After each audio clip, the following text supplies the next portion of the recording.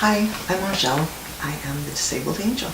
I'm going to read a story, trying something new today, or a piece of writing that came to me rather insistently. So the title of this is called Be the Change. I'm just reading it from my iPad where I have it ready to go for the website. Gandhi's famous quote, "Be the change you want to see in the world." I translate and clarify to optimize yourself and you will optimize the world. Balanced spirituality was the road I took. The good news, there are likely infinite ways to get to the destination of optimal human being. Your creativity will figure out the best for you. Essential that each individual is the authority for their own path. I cannot stress this enough. It can feel futile. One way I look at this is that I am the artist formerly known as God, and you are too. Our creative function, as a fundamental quality of our human consciousness, is not optimally recognized. Yet. You always got to throw in the yet. Many people take on a disempowering template without realizing. Our history and cultural conditioning has us not recognizing our own creative capabilities. We can play any role we put our mind to. Our ability to cognitively frame our experiences is the holy grail.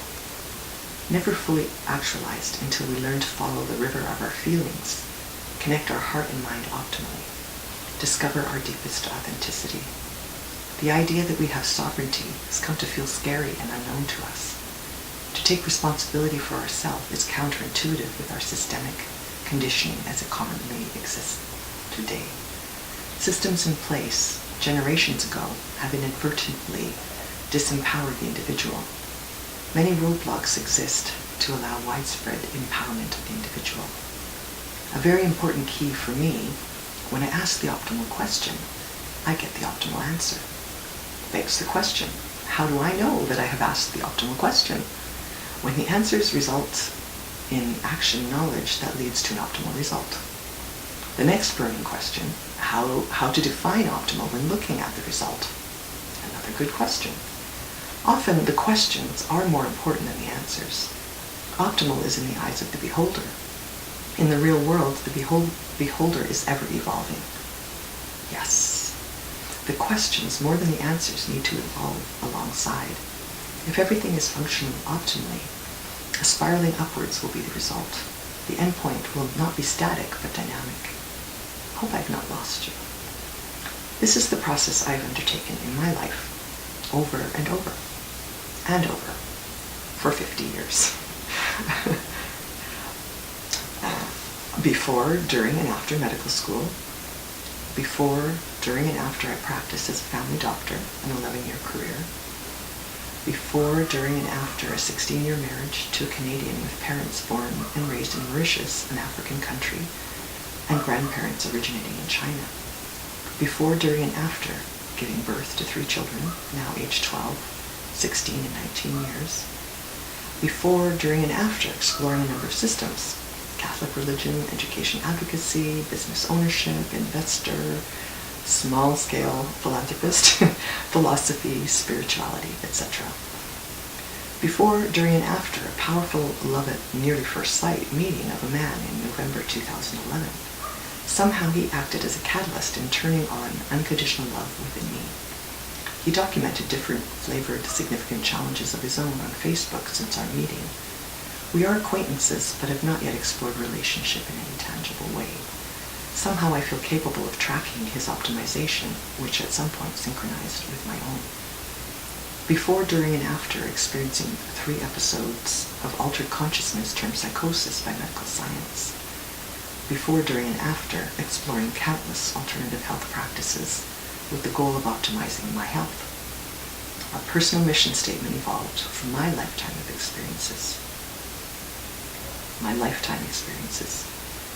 To enable and empower optimal human health. I'm not going to try to connect all the dots in this message. I will now jump to a framework that I've come to. It's not new, dates back over a millennium. The chakra energy system described in ancient Eastern philosophies. It is used in many alternative healthcare practices. I want to describe my cognitive framing of my acute psychiatric condition from the chakra viewpoint to exemplify how it helped me to be in the most optimal state I have yet known. Now, I believe the framework can help anyone to optimize their health too, as people are doing and have done since its origins. I do not believe it is necessary to get there via the involuntary psychiatric system, as I did. I made choices that led me to get there via this commonly feared route.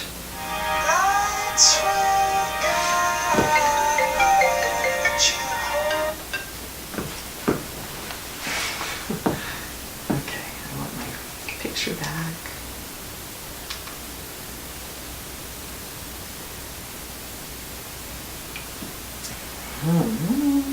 To understand why could help many who likely would want to sidestep that one. I recommend that. Chakra hypothesis of my condition follows. Medical science described my condition in October 2012 as a manic episode with psychotic features. I will use the chakra system vocabulary. In the setting of my active, enthusiastic efforts to self-actualize, I educated myself in ancient wisdom. Eastern philosophies were embraced on the backdrop of my Christian knowledge. I connected strongly that Jesus Christ was an exemplar of self-actualization, an achievable state for anyone. I believe that still. I read two books describing two recent examples of optimized human beings with capabilities impossible by consensus knowledge in today's systems. Anastasia by Vladimir Megre and an autobiography of a yogi by Yogananda. I avidly expressed transcendent spirituality without the important grounding of it into real-life activities. I was attempting to escape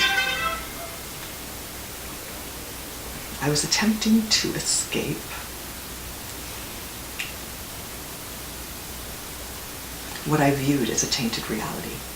I actively avoided uncomfortable feelings with the misguided idea that I could help the world by putting blinders on and see only love and light.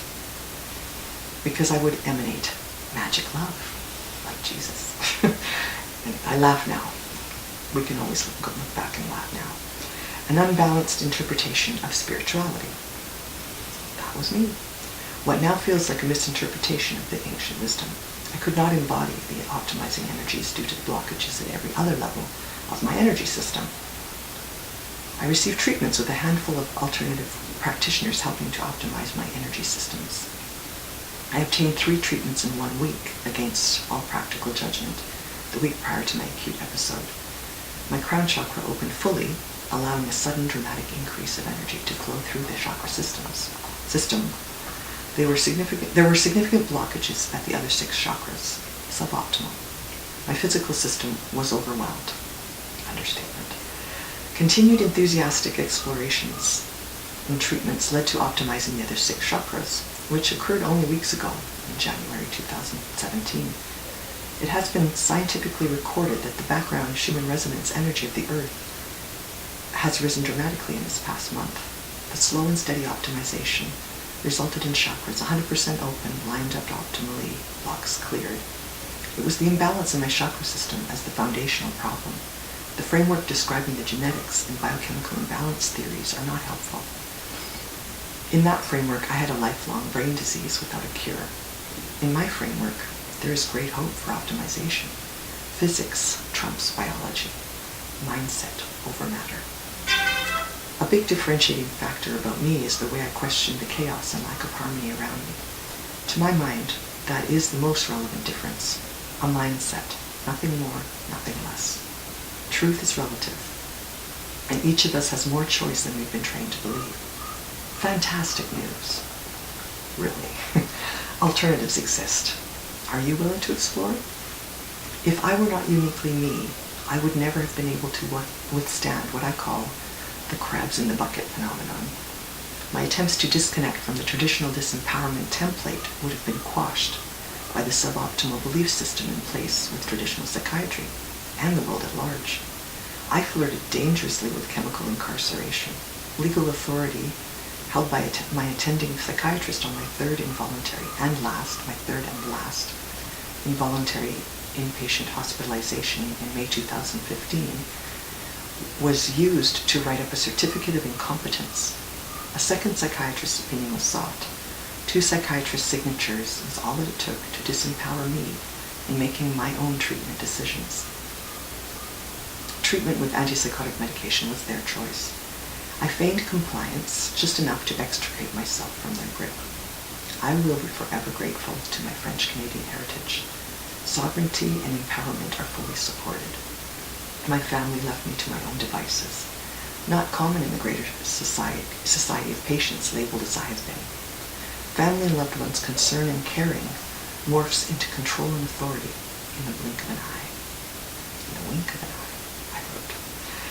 So February 2nd, 2017, the day I started tapping this into what became a very long note on my iPhone, I just wanted to add in the backdrop to this writing. That day, I entered into a discussion on a psychiatric survivor Facebook group about whether all psychotic episodes are also a spiritual emergency, or was there two different things going on within psychosis? The discussion reminded me how suboptimal questions can leave us stuck in a loop indefinitely. I happened to also that day see a play. Later that night, I had seen a play, Theater Thursdays. I go to play most Thursdays, if I can.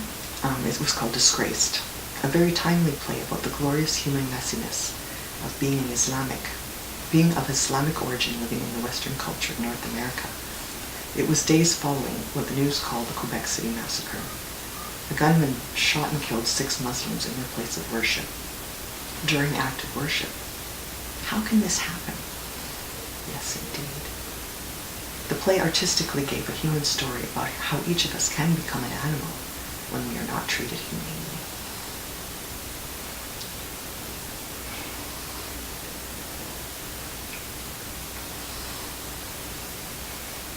The wounds are deep and widespread.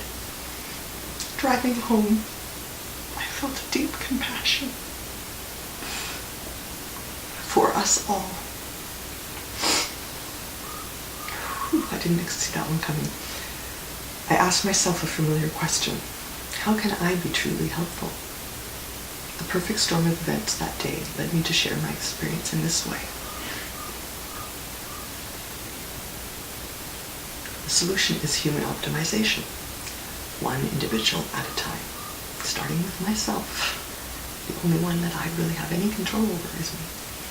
We're all connected. Our energetics influence each other. Human abilities like strong intuition leave no thought held without another possibly tapping into it. Lip service is not enough. It is optimal to embody empowering, loving, inclusive, non-judgmental energies. It will spread like wildfire. Listen to me now, or believe me later, or believe me now, whichever you want. Just teasing. I desire to find the most effective, efficient, cost-effective methods for everyone to choose from.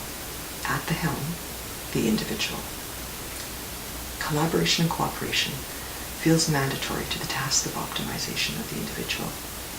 Which comes first, enabling the individual or enabling the systems? Peace be with you. Not sure if all Christian churches do this, but I remember that there is a point in each Catholic church service where the congregation shakes hands, the hands of those seated nearby, and speaks, peace be with you, peace be with you, peace be with you, to each person in turn. Lip service is not enough.